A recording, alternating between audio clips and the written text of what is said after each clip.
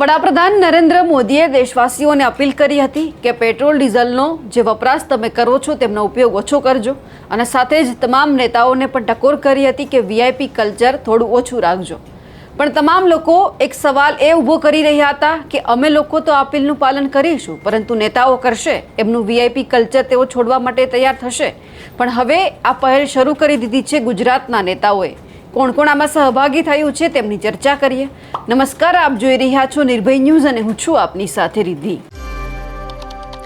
વડાપ્રધાન નરેન્દ્ર મોદીએ 2 વખત દેશવાસીઓને અપીલ કરી કે પેટ્રોલ ડીઝલનો તમે જે ઉપયોગ કરી રહ્યા છો તે ઓછો કરજો। સોનું છે 1 વર્ષ માટે તમે ન ખરીદો, પણ તમામ લોકો એક જ વાત ઉપર અડગ હતા કે અમે બધું આ પાલન કરીશું તો પછી જે નેતાઓ અહીંયાથી ત્યાં ફરી રહ્યા છે, વીઆઈપી કલ્ચર ભોગવી રહ્યા છે, તે આમનું પાલન કરશે ખરા?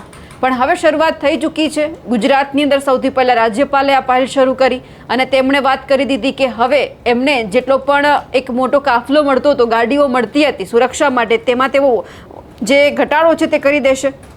રાજ્યપાલ, મુખ્યમંત્રી, નાયબ મુખ્યમંત્રી સહિતના મંત્રીઓએ વિદેશ પ્રવાસથી લઈ પોતાના કાફલામાં મોટો ઘટાડો કરી દીધો છે। રાજ્યપાલ પણ હવે પોતાની દરેક યાત્રા છે એસટી બસ અને ટ્રેનમાં કરવાના છે। અમરેલી જિલ્લાના રાજુલા ખાતે 22 કરોડના ખર્ચે નિર્મિત અત્યાધુનિક 108 બેડની હોસ્પિટલના ટ્રોમા સેન્ટરનું લોકાર્પણ કરવા માટે જ્યારે મુખ્યમંત્રી પહોંચ્યા હતા ત્યારે મુખ્યમંત્રી ભૂપેન્દ્ર પટેલે વડાપ્રધાન નરેન્દ્ર મોદીની વીઆઈપી કલ્ચર ઘટાડવાની અપીલને પ્રોત્સાહન આપ્યું હતું। સામાન્ય રીતે 10થી વધુ વાહનોના લશ્કરી કાફલા સાથે ફરતા મુખ્યમંત્રીએ શિસ્તનું ઉદાહરણ પૂરું પાડતા માત્ર 2 જ કાર સાથે રાજુલા પહોંચીને સૌને ચોંકાવી દીધા હતા। ગુજરાતના રાજ્યપાલ આચાર્ય દેવવ્રતે પર્યાવરણ જાળવણી અને ઈંધણ બચતના ઉમદા હેતુથી એક નિર્ણય પણ લીધો છે, જે અંતર્ગત તેઓ હવે હેલિકોપ્ટર કે વિમાન સેવાના બદલે એસટી બસ અને ટ્રેનમાં મુસાફરી કરશે। વડાપ્રધાન નરેન્દ્ર મોદીની ઈંધણ બચાવવાની અપીલને પ્રતિસાદ આપતા રાજ્યપાલે પોતાના કાફલામાં પણ ગાડીઓની સંખ્યા ઓછી કરી દીધી છે। આ સાથે જ તેમણે નાગરિકોને પણ પ્રદૂષણ ઘટાડવા માટે સાયકલ અને ઇલેક્ટ્રિક વ્હીકલનો ઉપયોગ કરવા પણ લોકોને અનુરોધ કર્યો છે। મે મહિનાના છેલ્લા સપ્તાહમાં નાયબ મુખ્યમંત્રી Harsh Sanghavi federation of Gujarati association of USA દ્વારા આયોજિત બીજા ગુજરાતી કન્વેન્શનમાં હાજરી આપવાના હતા। જોકે વડાપ્રધાનની 1 વર્ષ માટે વિદેશ પ્રવાસો ટાળવાની અપીલને અનુસરીને તેમણે પણ આ પ્રવાસ રદ કરી દીધો છે। આ સાથે જ હર્ષ સંઘવીએ તમામ લોકોને અપીલ કરી છે અને કહ્યું છે કે ગુજરાતના નાગરિકોએ પણ આ તમામ બાબતે સહયોગ કરવો જોઈએ। કેન્દ્રીય જળશક્તિ મંત્રી CR પાટીલ પોતે પહેલ કરતા એવું કહી દીધું છે કે જ્યાં સુધી પેટ્રોલના ભાવમાં સ્થિરતા નહીં આવે ત્યાં સુધી તેઓ પોતાની સુરક્ષા માટે ફાળવવામાં આવતી પાયલોટિંગ કારનો ઉપયોગ કરશે નહીં। સામાન્ય રીતે કેન્દ્રીય મંત્રીઓને સુરક્ષા પ્રોટોકોલ હેઠળ પાયલોટિંગ વાહનની સુવિધા મળતી હોય છે, પરંતુ ભાવ વધતા અને ઈંધણના વપરાશના ઘટાડવાના હેતુથી તેમણે આ સુવિધાનો ત્યાગ કરવાનો નિર્ણય લીધો છે।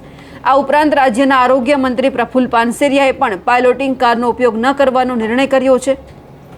મોરબીના ધારાસભ્ય કાંતિ અમૃતિયાએ પણ હવે પાયલોટિંગ સેવાઓનો ઉપયોગ ન કરવાનો નિર્ણય કર્યો છે। વડાપ્રધાન નરેન્દ્ર મોદીએ પેટ્રોલ ડીઝલ બચાવવા માટે કરેલી અપીલ બાદ તેમણે આ પગલું ભર્યું છે। વડાપ્રધાન નરેન્દ્ર મોદીએ 11 મેના રોજ વડોદરામાં પશ્ચિમ એશિયામાં સર્જાયેલી યુદ્ધની પરિસ્થિતિના કારણે જે અત્યારે સ્થિતિ ઉદ્ભવી છે, વૈશ્વિક સંકટની વાત કરી અને દેશવાસીઓને આ પેટ્રોલ ડીઝલનો ઉપયોગ ઓછો કરવા અને સોનાની ખરીદી ન કરવા માટે અપીલ કરી હતી। આ સાથે જ સરદારધામ 3ના લોકાર્પણ કાર્યક્રમમાં પણ તેમણે કહ્યું હતું કે પહેલા કોરોનાનું સંકટ, પછી વૈશ્વિક આર્થિક પડકારો અને હવે પશ્ચિમ એશિયામાં વધતો તણાવની અસર દુનિયા ઉપર પડી રહી છે, તેમાંથી ભારત પણ બાકાત નથી। કોરોના મહામારી આ સદીનું સૌથી મોટું સંકટ હતું, તો પશ્ચિમ એશિયામાં સર્જાયેલી યુદ્ધની સ્થિતિ આ દશકની સૌથી મોટા સંકટમાંની એક છે। જ્યારે આપણે મળીને કોરોનાનો સામનો કરી લીધો તો આ સંકટને પણ પાર પાડી દઈશું। આ સાથે જ ભારતની અંદર ઇમ્પોર્ટનો મોટો હિસ્સો ક્રૂડ ઓઇલ છે, જે વિસ્તારમાંથી દુનિયાને ક્રૂડ મળે છે તે જ ક્ષેત્રમાં આજે યુદ્ધની સ્થિતિ છે। એટલે જ્યાં સુધી સ્થિતિ સામાન્ય ન થાય ત્યાં સુધી આપણે તમામે મળીને નાના નાના સંકલ્પો કરવા પડશે। દરેક નાગરિકને અપીલ કરી હતી કે જ્યાં સંભવ હોય ત્યાં પેટ્રોલ ડીઝલનો ઉપયોગ ઓછો કરે, મેટ્રો, ઈવી બસ, પબ્લિક ટ્રાન્સપોર્ટનો ઉપયોગ કરે। જેની પાસે કાર છે તેઓ અન્ય લોકોને સાથે લઈને જાય। જરૂરી છે કે સરકારી અને પ્રાઇવેટ ઓફિસમાં વર્ચ્યુઅલ મીટિંગ અને વર્ક ફ્રોમ હોમને પ્રાથમિકતા આપવામાં આવે। હું શાળાને પણ આગ્રહ કરું છું કે થોડા સમય માટે ઓનલાઈન ક્લાસીસ માટે પણ વ્યવસ્થા કરે। હવે જ્યારે આ તમામ બાબત કહેવામાં આવી હતી, ઘણા બધા લોકો તો આમનું પાલન કરવા લાગ્યા છે, પરંતુ હવે ખાસ વાત એ છે કે નેતાઓએ પણ જે હવે વીઆઈપી કલ્ચર છોડવાની વાત કરી છે તે ક્યાંક સરાહનીય છે, કારણ કે નેતાઓ શરૂઆત કરશે તો પછી લોકોને એવું લાગશે કે ના, આપણે પણ કરવું જોઈએ। હવે તમામ નેતાઓએ જે આ સલાહ તમામ લોકોને આપી છે. સાથે સાથે આ કામગીરી પણ તેઓ કરી રહ્યા છે. તેમને લઈ આપ શું માનો છો કમેન્ટ કરીને ચોક્કસથી જણાવજો. સાથે જ અમારી નિર્ભય ન્યૂઝ ચેનલને લાઇક, શેર અને સબસ્ક્રાઇબ કરવાનું ભૂલશો નહીં. નમસ્કાર.